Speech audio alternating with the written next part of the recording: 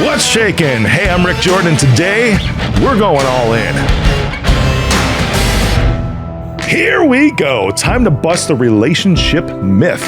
All right.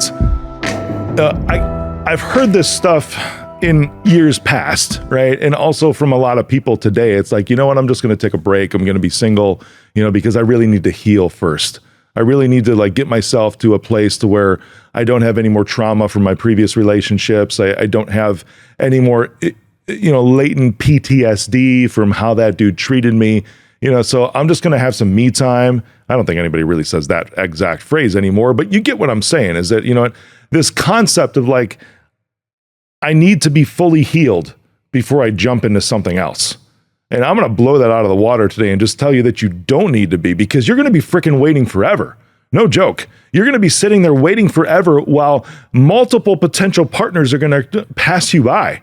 Everybody who is starting to say, oh, you know what, that was just a rough, abusive relationship. And I'm not saying that they're not, because I validate you that you have had likely abusive relationships emotionally, maybe some physically, which is freaking horrible. And that dude, if it's a dude, needs to be beaten to the fucking ground if that was the case, if he physically abused you, because that is not the way any man treats a woman ever. Still, you don't need to be fully healed. Absolutely allowing some time to pass and everything else. And I understand that it's hard to trust people when you have these experiences and all that. But how do you learn to trust people again? You don't just get to a point by yourself to where you're like, all right, I trust men again. Or, all right, women are not going to stab me in the back anymore. And then you go out and you decide to see what's out there for you again. That's not how that happens. What happens is you need to put your feet in the water. You need to actually go into activities to where it's like, okay, I'm going to see what takes place here, even though I'm not fully healed. But you know what? The way that you heal is you actually expose yourself to the potential of goodness. Oh my gosh, did you hear that? That's a powerful phrase. The way you heal is you expose yourself to potential goodness. I'm going to write that one down because this is just flowing from my heart today. You don't need to be fully healed to get back into a relationship at any point in time and experience healthy love. Because healthy love, by the way, is already out there waiting for you. There is nothing that you need to do to yourself in order to experience that healthy love. You just need to find the person that is capable of giving you that healthy love. And you know what? You might have some hard wiring in place from these previous relationships that you're in that sucked ass. But now you have an opportunity to change that, because you know what? You might still have that PTSD, and I get it. That's very real, very valid, to where you are triggered in certain areas. But how else are you going to work through those unless you're challenged on them? It's impossible to get these things out and actually test your progress. Test yourself in the work that you've been putting into yourself. It's impossible to heal unless you expose yourself to the potential goodness. I'm encouraging you, because don't let life pass you by when you're just sitting there because you're playing a victim. That's literally it. But now, you know what? When you just sit there and you're like, you know what? Someday I'll find healthy love. Someday when I'm fully healed, I'll be able to get back out there. Now you're abusing yourself because you are isolating yourself from the good things that are meant for you. Isolation is a form of self-abuse, hands down.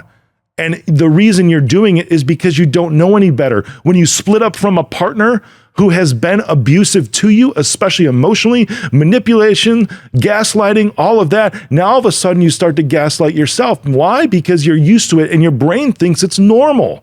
Your brain thinks it's normal to experience that. And now that you don't have that person in your life, by the way, if you already ditched that person, they were doing that to you, congratulations. You already made a big freaking huge step. I am validating you again right now that you already made the biggest possible step. Now what you've got to do, and I know people don't like being told what to do, but I'm telling you, all you're doing is replacing the abuser who is someone else with the abuser that is yourself. If you keep yourself away from healthy love because you think that you need to be fully healed.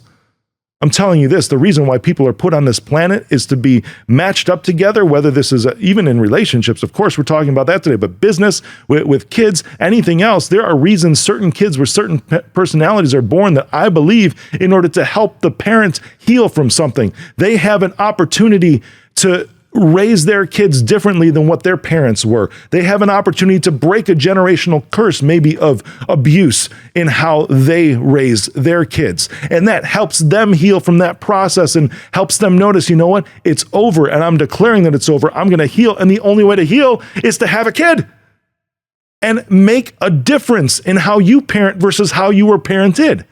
The only way you can heal in a relationship is to expose yourself to the healthy love before you think you're ready, because that other person will help you heal. Healing happens in safety. Healing happens in healthy love. And you know what? It's going to happen the rest of your life, as long as you expose yourself to this. I get it. Being vulnerable is probably like the least safe thing maybe in your mind right now. However, vulnerability is sexy. Vulnerability, thanks to my friend who made that phrase up, right? Vulnerability is the pathway to healing, not isolation. Isolation is just a form of self-abuse. The person who's going to be there for you in this healthy love, by the way, is also going to be the person that's going to hold you accountable.